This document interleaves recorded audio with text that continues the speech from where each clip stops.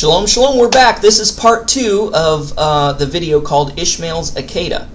So please, if you haven't watched the first video, this second video is probably not going to make a lick of sense to you unless you see the first video. And if you've seen the first video, thank you for tuning in and watching the second video so you'll get the full story and the full scoop of what Ishmael's Akeidah is all about.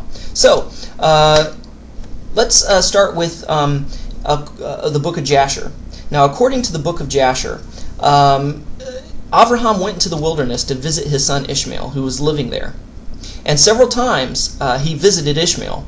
Because why? Because he still loved Ishmael, and Ishmael still followed after the ways of his father.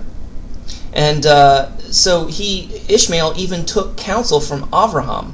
Now, the story goes that Ishmael was off on a hunting expedition because he was an archer, and Avraham visited Ishmael's tent, and there was a woman there. Obviously, it was his wife, and she was very curt, very rude, very inhospitable. And he says, "Hey, is Ishmael here?" And she's like, "No." He's like, "Well, give Ishmael a message. Tell him that an old man stopped by to see him, and that he has a bad tent peg." She's like, "Okay, whatever, I'll tell him." So Ishmael got the message, and he understood that his father said, "You know what? I don't approve of your wife. She's not a very good woman. Get rid of her." So he gets rid of her and marries another woman. So he returns again a year or so later, and Ishmael's again gone hunting, and he meets his new wife. And she's so kind, and she's very hospitable, and just a very, very loving person. And Avraham said, "Well, I'm sorry I missed Ishmael, but can you please give him a message for me? Tell him that an old man stopped by to see him, and that he has a very good tent peg." She's like, "Okay, I certainly will." And so Ishmael got the message that Avraham approved of this new wife that he got.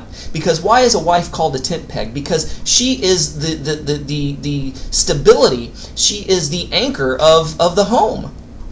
Because the husband usually goes off and earns money and earns food and teaches his children Torah, and the woman stays at home and takes care of the home and takes care of the house many times, most of the time. And so she's referred to as a tent peg. Now, let's read about Isaac and Ishmael when Abraham dies. Genesis 25:8, it says, "Then Avraham gave up the ghost, and he died in a good old age and an old man, full of years, and was gathered to his people. And his sons, Isaac and Ishmael, buried him in the cave of Machpelah in the field of Ephron, the son of Zohar the Hittite, which is before Mamre. The field which Avraham purchased of the sons of Heth. There was Abraham buried, and Sarah his wife."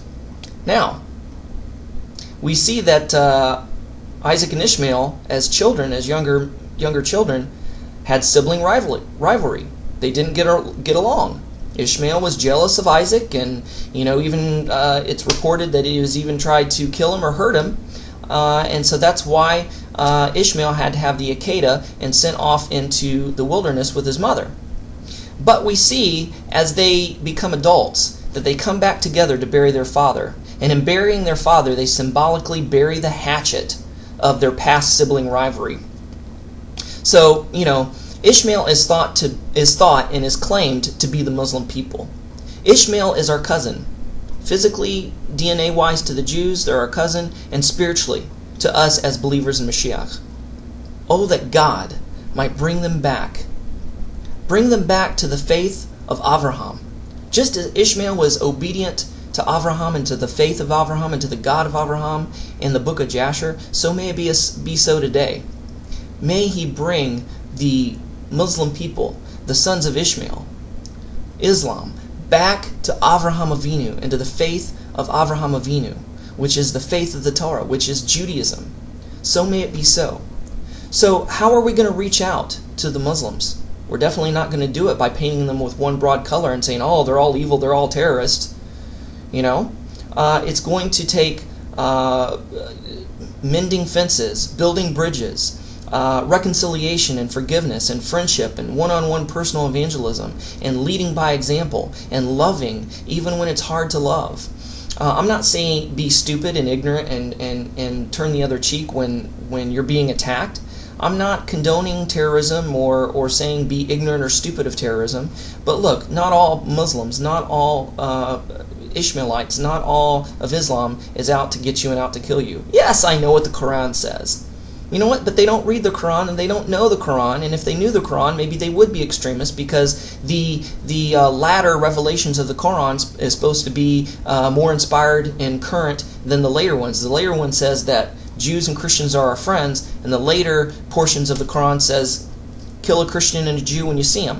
So most Muslims, a lot of them are very kind and very peace-loving, and they stick to the older revelation than the more current revelation that says, hey, kill all the Christians and Jews. And I'm not going to teach them their own Quran. And if they're loving and they're peace-loving and they're kind, I'm going to minister to them. I'm going to pray for them. I'm going to be their friend.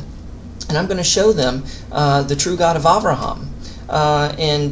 I'm not saying turn an ignorant eye or the other cheek when you're being attacked and being terrorized. I'm not saying that. Yes, defend yourself. Yes, extreme Islamicism, extreme terrorism through Muslims is wrong. And even the good, peace-loving Muslims will condemn these acts. It's just that they're afraid to really speak out and really stand against it because of repercussion. Kind of like the mafia.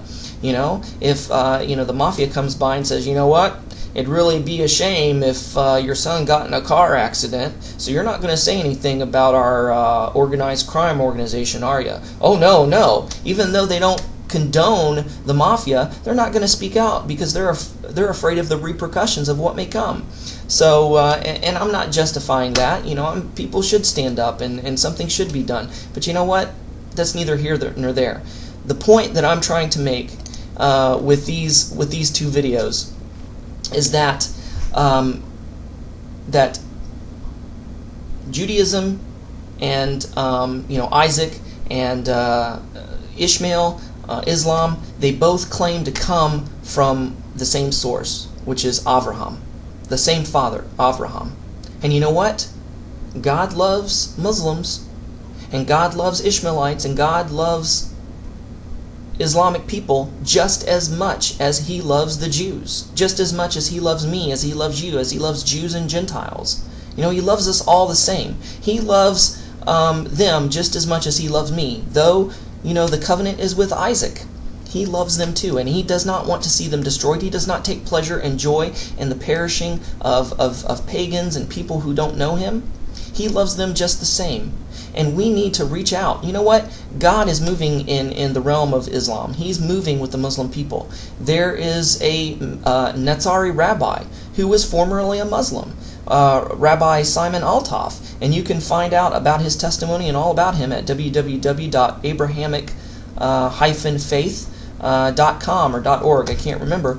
But you can read about his testimony, how he used to be Muslim, and he saw the truth of the God of Avraham. He saw the falsehood and lies of Allah, and he saw the truth of the Torah, and he accepted Yeshua as his Messiah, and he walks and follows in the footsteps of Yeshua, our Messiah, by walking and following the Torah. And now he reaches out to Islam and to the Muslims, the people he grew up with and the religion he grew up in. He's going back and ministering to them and reaching them and trying to win them to Mashiach and the Torah. Why can't we do the same? We must do the same. You know what? I'm just sick of these people who are saying that Muslims and Ishmaelites are just, all one basket and they're bad people and they need to be destroyed and God hates them and doesn't care about them. You know what? I just read to you passages in both videos that prove that God loves Ishmael. God loves the children and the people who claim to come from Ishmael. We need to love them too, and we need to reach out to them and show them the truth of Torah and Messiah and the truth of the God of Avraham. Shalom and Shavua Tov.